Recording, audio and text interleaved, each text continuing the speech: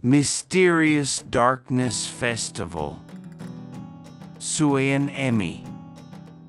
The traveling merchant looked around carefully, lowered his voice, and said, "Actually, sir, it's not just last year, but every year at this dark festival there's something strange happening.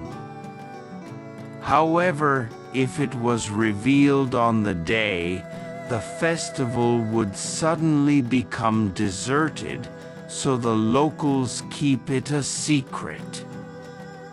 Last year it was a bit more thorough. A woman had the flesh of her buttocks cut off. Apparently, 12 or 13 people were cut off. I think there must have been a lot of slashings at the Dado USU mortar. That's outrageous. What on earth would be the purpose of cutting off a woman's buttocks? It must have been the work of an idiot or a madman."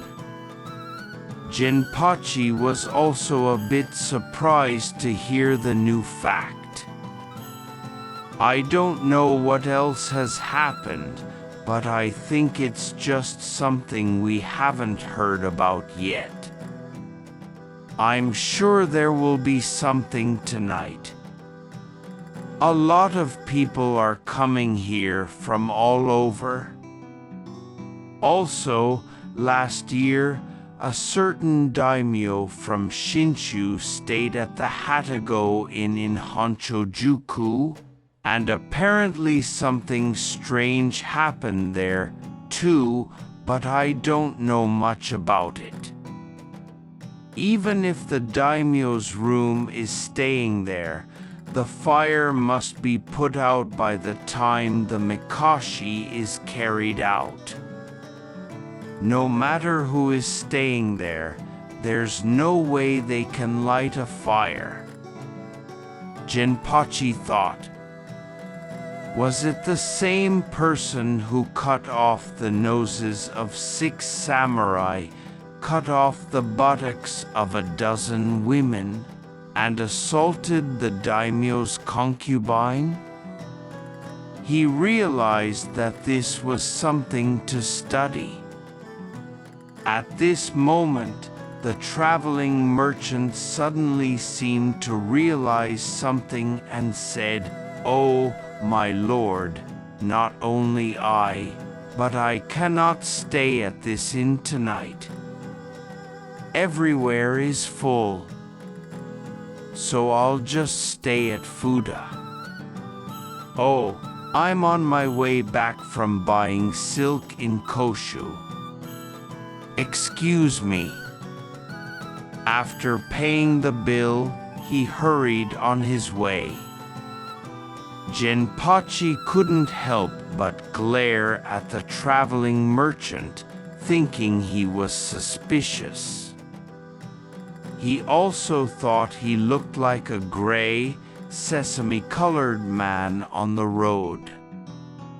Or maybe he had come in looking for pickpocket money. He wondered if he was playing pranks on people while he was out working. Pickpockets carry a unique blade in their hands. They sometimes cut purses with it, and he had heard stories of them taking revenge by injuring the face of those who got in the way of their work. If the traveling merchant was the purse cutter, he couldn't help but think that he was the culprit behind the nose and buttocks cut. If he had really gone to Koshu to buy silk, and was staying in Futana tonight on his way back to Edo, he would not be seen in this area again. If he was still treading land in Fuchu before or after darkness, then that was certain. Genpachi made up his mind to catch him, make him confess, and then cut off his nose this time. He stopped at one show of sake, settled the bill, and left Tachibachaya. There was still some time before the time for the Mikashi to be brought out, so Genpachi avoided the crowds and went around to the back of the main shrine. Behind the famous Chibiseko tree were lush cedars, pines, and other trees, and since it was dark during the day, it was still dark at night, even before the lamps were extinguished. To Genpachi, however, it did not look dark at all. Looking through the light, he could vaguely count the number of standing trees. Even Naganuma Shobei was amazed at Genpachi's eyes. Kazuki Genpachi was the son of a samurai from Kazuki village, Takebanago County, Bushu Province. As a child, he suffered from eye problems, but 66 wandering members of the Pilgrims Party offered prayers for him and applied Yakushi water to him. After he was fully cured, he miraculously gained good night vision. Although he didn't quite get to the point where the eyes of a wild beast shine in the dark, he could still see vaguely compared to ordinary people. Genpachi Kajiku was completely captivated by Gorosuk Shichisaburo's extremely bizarre story. What happened to you?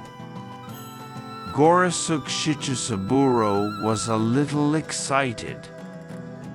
You might call him a Tengu.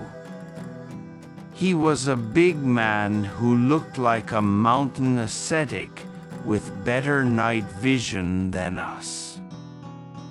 The three of us were in the mountain behind our house, putting together an account for the items we had stolen, when suddenly he appeared and destroyed us with something like a Congo staff. The three of us were not going to just stay still and let ourselves be hit. We fought back with all our might, using the daggers we had in our pockets, but we were no match for him. All three of us were left half dead. Because of that, Sakazuri Kinzo fell ill in February and died. Choshiro the Naughty-Eyed and I were in such a state that we went to the hot springs to cure ourselves, so last year, we made all the preparations to get revenge, and Choshiro and I came to the Darkness Festival together. What preparations did we make? To gouge his eyes. We bought an eye gouger and were planning to slam it at him and then slash at him, but it didn't work. Choshiro ended up having his eye gouged out instead. Did they throw an eye gouger at him? No. They stuck their fingers in his eyes and then threw them out. It was horrible. Don't do that. Finally, I'm left alone. This year is frustrating, so I've decided to take down my enemies by myself, and I've actually been hiding Tanegashima. Last year, you were dressed as a mountain ascetic again? That's right. Isn't that him? Last year, the one who injured the samurai's face was. That may be it.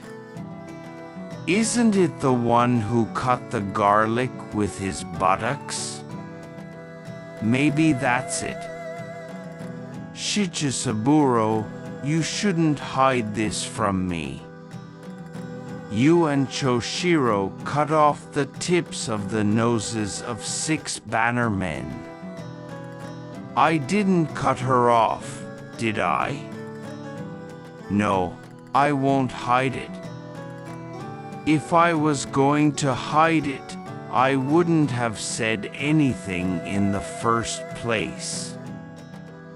Well, since I'm confessing, I'll tell you one thing. It was I who snuck into the main camp, cut off the daimyo's lady's little finger, and ran away. The woman was my childhood friend. So, then, he didn't cut the bannerman's nose or the woman's buttocks at all? I used to cut the hair of men and women, but last year, I didn't do anything except for the lady's lady. I see. Actually, it was me. He told her the whole story, and that he had come to take revenge on the 6 bannermen. Gorosuk Shichisaburo was pleased. Ah, you are Naganuma-sensei's high disciple, Kazuki-sensei? If that's the case, I would really appreciate your help. The one who cut off the bannerman's nose was undoubtedly a suspicious mountain ascetic. At this moment, a loud laugh could be heard from the branch of the large Zelkova tree. Ahahahaha. Even Kojima Jinpachi was surprised. Gorosuk Shichisaburo and others jumped up in shock. Looking through the hole, he saw a person climbing up there. Though it was a hazy glimpse, he saw the figure of a mountain ascetic. What's with you, standing in a place like that, listening to our conversation in silence? Jinpachi called out.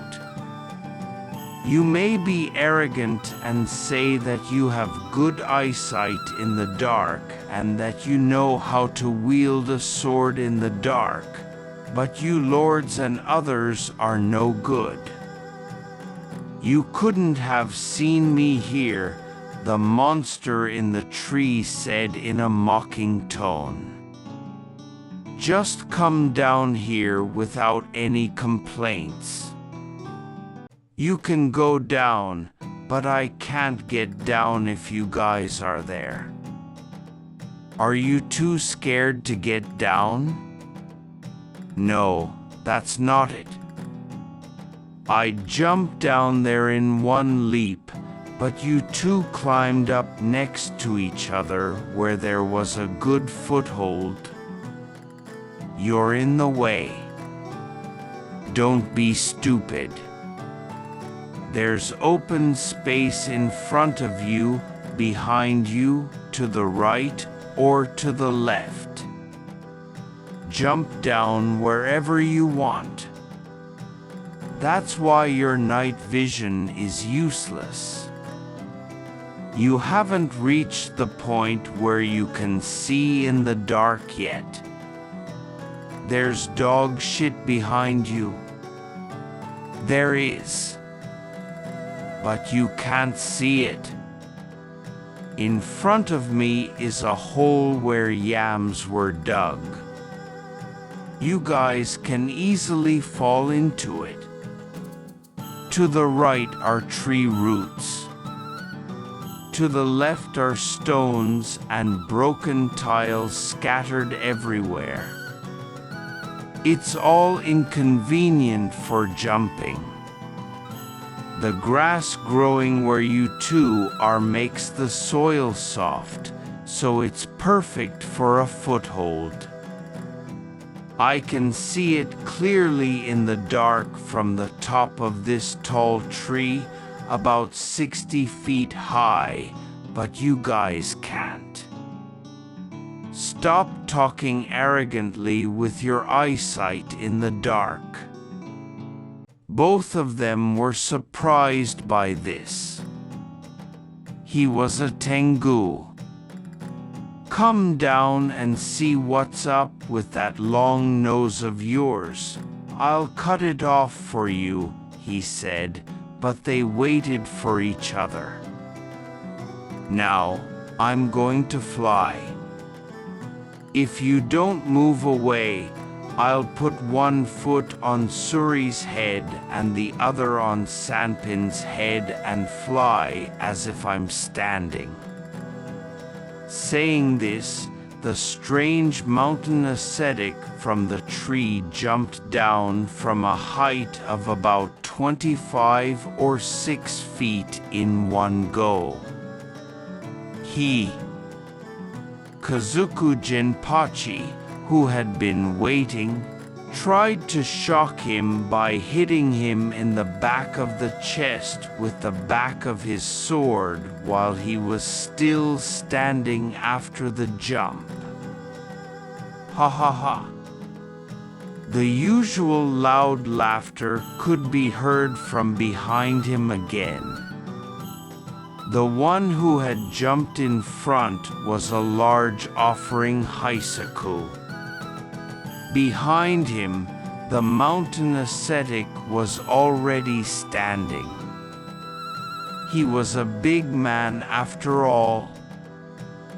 He couldn't see his face very well, but his height was so high he was poking at the clouds, and he had a Congo staff in his hand. Yukaki Yamabushi. Now, take the tip of Kazuku Jinpachi's sword in the dark night. I'll take it as many times as you want, but can you even see me? The Yamabushi sneered. What? Cutting in two with one stroke is the #1 principle of the Shinkage Ryu. This was a real sword technique, but he was skillfully parried and made to look like an empty air. Damn you! The 2 strikes were an empty air. A 2-stage sword technique.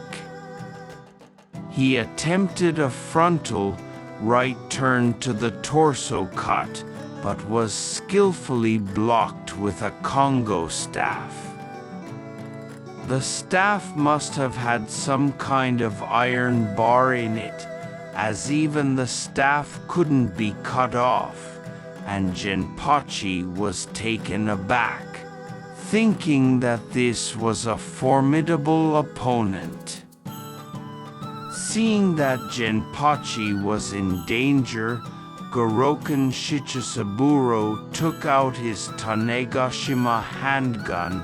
Everything was fine until then, but the guns of that era were ignited, so it was necessary to use a flint to light the match, and then use that match again to light the mouthpiece, a double, triple effort, and while he was doing so, he was hit with the Congo staff, and the flint sickle he was holding in his hand flew off, and even Shichisaburo, who prided himself on his night vision, was so taken aback by this that he couldn't find it, and while he was groping around for it, he was hit over the head with the Congo staff so many times that he lost consciousness and fell to the ground.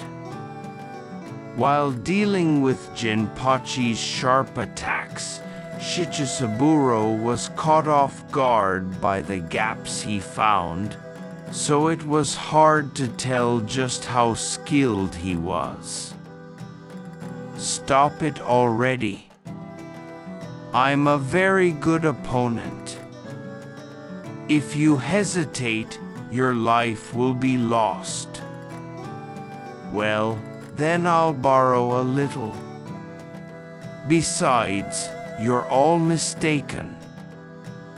I won't cut off the noses of 6 samurai and the buttocks of a dozen women. Actually, I've been wondering about that too. Let's stop fighting and talk about it. There was no stopping him. Jinpachi Kajiku was already exhausted, and just standing there with his eyes open, there were gaps on all sides. You don't have to groan. Well, sit on the roots of a tree. Oh, there's a caterpillar crawling on the roots of that tree. You can't see it, but I can. What? I don't care if there's a caterpillar. Jinpachi wasn't trying to lose. He wanted to rest sooner than looking for other tree roots. Who exactly are you? Kajiku Jinpachi asked after finally catching his breath. I'm a real Tengu. There are many types of Tengu, but mine is a registered Tengu. However, I'm not one of those red-faced, high-nosed Tengu holding a feather fan like in the old tales. I'm a normal human being with parents and siblings. I was born on Mt. Ontake in Bushu. We've been Yamabushi for generations. My ancestor was Hitachibo Kaizen. Since then, our lineage has been passed down correctly for 18 generations.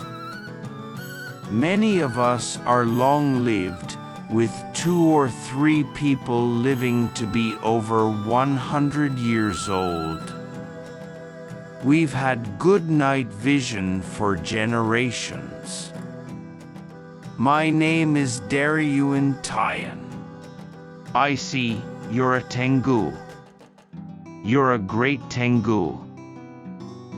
So why did you make Shichisaburo's friends almost die 2 years in a row, the year before last and last year? Isn't that obvious? They were such a terrible bunch of people who committed mischief during the Shinto festivals that I sent out to punish them 2 years in a row. This year I'm going to eradicate them. And what about the noses of the 6 Hatamoto? I don't know anything about that, honestly. I don't know anything about that at all. I don't know anything about the cutting off of the women's buttocks. There must be something else. I send out a mission every year to punish those who commit mischief in the dark. I've been coming down the mountain, but I can't find last year's. So there's someone else. Who could it be? That's interesting.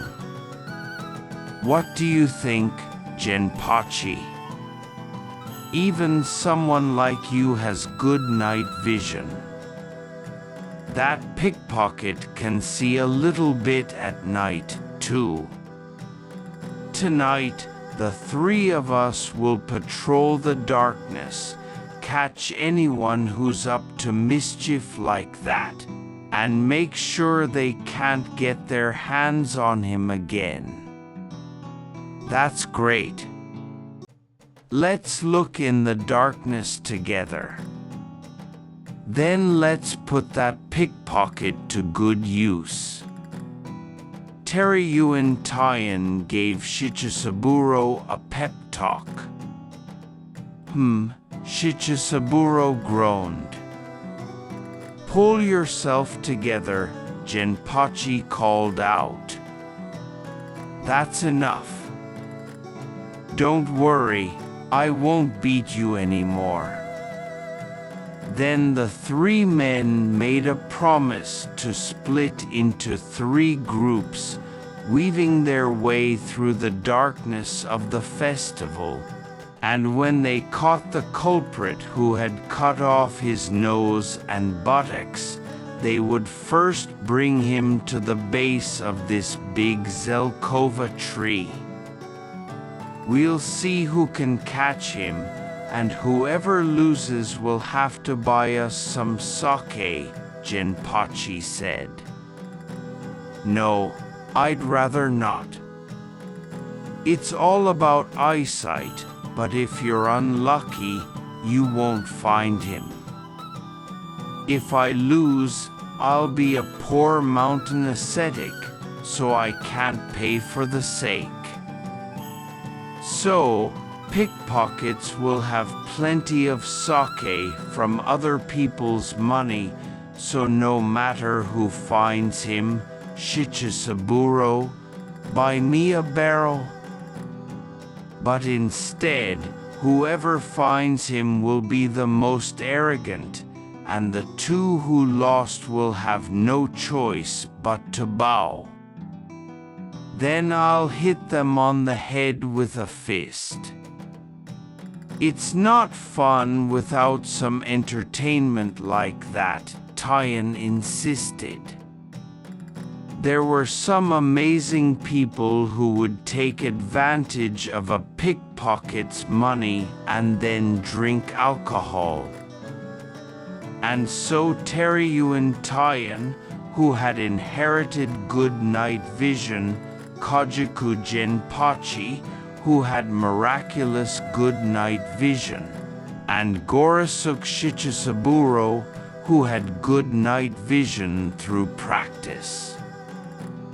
These 3 men left the woods behind the shrine and went their separate ways, each in their own way.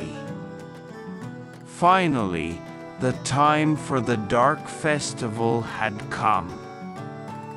As soon as Sarawatari-san finished offering a great prayer of divine courage at the shrine, the lights were extinguished and the 8 portable shrines were solemnly paraded out. 7 of the portable shrines crossed the main road of Koshukaido from the second Torii gate to the west, while 1 left in front of Zuishinman Gate and headed together from Honmachi-juku to the temporary shrine at Kadofudatsuji in Banbajuku. The 3 of them hid from each other, and it was impossible to know which way they were heading. The kusakusa ceremony ended successfully, and with the sound of the drums beating drowsily as a signal, the world of darkness suddenly transformed into a world of light. The houses were erected high up, the lanterns hanging from the eaves were even louder, and the 4 large bonfires were burning so brightly that they almost scorched the sky, frightening the birds in the forest. It's happened again. This year 3 people have had their ears cut off. Apparently 5 or 6 people have had their noses cut off. The women's cases are still in the buttocks. Stories of strange happenings were passed around here, and they're among the crowd. The first to return to the area beneath the large Zelkova tree on the mountain behind the shrine was the mysterious mountain ascetic Tayan. He was in a very bad mood, muttering to himself as he struck a tree with his Congo staff. Just then the mysterious swordsman Kojiku Genpachi returned with a dazed look on his face. "Hey, you two? I couldn't find him. But it seems someone has been taken after all. If we didn't find him when we patrolled, it's probably no good for the pickpocket. He'll be back soon," dejected. As they were discussing this, the mysterious thief Gorosuk Shichisaburo returned. He was carrying the blood-stained body of a young girl with disheveled black hair on his back. "Ha ha ha, we couldn't find the villain, so we captured a beautiful girl alive to make up for it. I'm sure you want her to serve you some sake, but that's not good. Let her go home. Oh, she looks exhausted. Is she unconscious?" Shichisaburo silently put the girl down. Then he rubbed one of his noses with the palm of his hand, clenched his chin, leaned back, and said foolishly, "Now, how about this? You two put your hands on the ground and bow. Hit one of us on the head with your fist. Of course, I'll buy you all some sake," he boasted. "Hey, don't get carried away. What good is it to bring a girl who's been cut? You have to bring the guy who cut her," Genpachi said, laughing. "But this girl did it again tonight, so it must have been the same last year." "Huh? You guys only had your eye on men, so I let him go, but I had my eye on women, so I knew it was him. I knocked him unconscious with a strike and carried him here. Look, there's blood on his kimono. You can see it on his hands, too. There's a bloody razor wrapped in a towel and twisted between his obi. This time Taian Teriyuan started groaning. The 3 of them looked after the unconscious girl, resuscitated her, and interrogated her under threatening circumstances. At first she just cried and refused to confess, but on the condition that the truth would be kept a secret, the girl confessed the bizarre crime. The girl was the eldest daughter of the shrine priest Katsuragi Toma, and her name was Inashiro Ineo. She had performed her sacred role as a dancer at the Kagura Hall, but 5 years ago, on the night of the Dark Festival, she was dragged into the shade of the ginkgo trees by a dozen young men carrying a portable shrine, wearing rough ropes around their stomachs, and was subjected to the most humiliating insults and abuse she could bear to hear. She was so frustrated and annoyed that she felt ashamed of her unfortunate life and tried to throw herself into the Tama River 8 times. She was deemed to have gone insane and was imprisoned in a storehouse as a prison cell for about 3 years. Behind this lurked the evil and wickedness of her stepmother. Her marriage to a noble family, which had already been arranged, was transferred to her half-sister. Inashiro could not help but curse the young men who had brought her to such misfortune as her evil enemies.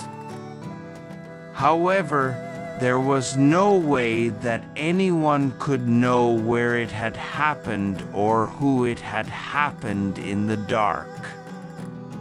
Revenge was something that could not be achieved on anyone. It was the most tragic of tragedies. In the end, he cursed the world. He cursed humanity. He especially cursed young men and women. 3 years in confinement. He had grown accustomed to the darkness of the storehouse, and his night vision had improved remarkably, so he took advantage of last year's darkness festival and cut off the man's nose and slashed the woman's buttocks. It gave him great pleasure. He planned to do it again this year. This made him a madman, after all. It was wrong for the family to have freed her from the confinement. Hearing this strange truth, all 3 of them sympathized with Inashiro, not knowing whether it was good or bad. So that's why we couldn't find the culprit, Jinpachi said. It was Gorosuk Shichisaburo who found it. No matter how good your eyes are at night, you guys don't have real eyesight, so you're no good. And you have to be an Edako to get away with it. The fact that you saw the culprit as a woman was really clever, Shichisaburo said, unnecessarily boasting. What's wrong with you? You're just a pickpocket, so don't be rude and say such rude things, Taiyan said, furious. No, it's a promise. I'll buy the drinks. That's a promise too. Whoever finds them will act as arrogant as he can, and the other 2 will put their hands on the ground and bow. So I'd like to discuss something. That Yamabushi is the enemy of my friends, so I'd like to hit him on the head with my fist, along with Kazuki-san's. I want to use that to avenge Sakazuri Kinzo and Setana Choshiro. Once that's done, let's laugh, drink in good spirits, and say goodbye. I'll give him an extra hit in Kazuki's place. It's ridiculous that I'd be hit. But it doesn't matter. I'm going to get hit anyway.